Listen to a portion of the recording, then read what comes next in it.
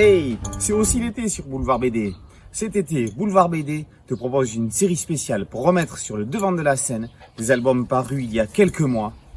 Bienvenue sur l'été de Boulevard BD. Bienvenue sur Boulevard BD. Aujourd'hui, l'école buissonnière par Ordas et Mounier. Jacques, François et Jean sont des lycéens parisiens. Passé le bac en 1943, la période n'est pas des plus propices à des révisions sereines.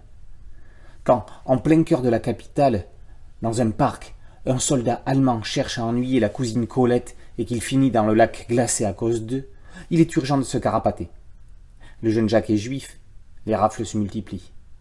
Il est temps de fuir. Il est l'heure de rejoindre la Corrèze et de prendre le maquis dans la résistance. Si Jacques avait su qu'en prenant anglais en première langue au lieu de l'allemand, s'il avait su que cela pouvait lui causer tant de soucis, il aurait peut-être fait un autre choix. Jean, fils d'un ancien poilu, craint d'être envoyé en travaux forcés en Allemagne. À cause d'un soldat teuton abusant de sa position dominante, ou est-ce grâce à lui, Colette rejoint les réseaux de la résistance. François, lui, a la honte d'avoir un père pétainiste. C'est une raison de plus pour lui de rejoindre la rébellion. Avec l'école buissonnière, Patrice Ordas réunit les souvenirs de guerre de son père et de ses camarades dans une fiction empreinte de scènes vécues. Le scénariste de l'Ambulance 13, disparu fin 2019, n'aura malheureusement pas vu l'édition de cette histoire sensible et réaliste, plus près d'un village français que d'élucubrations tarantinesques. Les héros d'Ordas sont quelques-uns des 100 000 maquisards qui ont rejoint la résistance. 20 ans, ils avaient en moyenne 20 ans.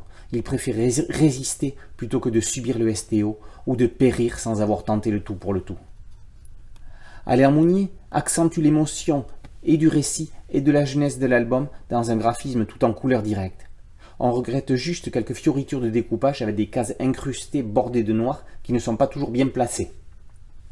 Le cahier graphique final présente de belles illustrations, façon photo de tournage, ainsi que les intéressantes recherches de couverture de Laurent Hirn. Au final, que Mounier soit rassuré. Comme il l'espère dans sa postface, il a bien donné aux mots de Patrice Ordas l'écrin qu'il méritait. On connaissait les enfants de la résistance de Dugommier et Herse au Lombard. On a lu Le Réseau Papillon chez Jungle. Les histoires mettant en scène des enfants pendant la Seconde Guerre mondiale sont nombreuses. Celles avec des adolescents, jeunes quasi-adultes, sont beaucoup plus rares. L'école buissonnière entre dans cette catégorie finalement peu exploitée.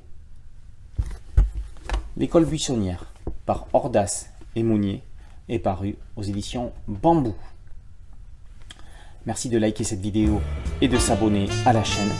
Et à très bientôt pour une nouvelle chronique sur Boulevard BD.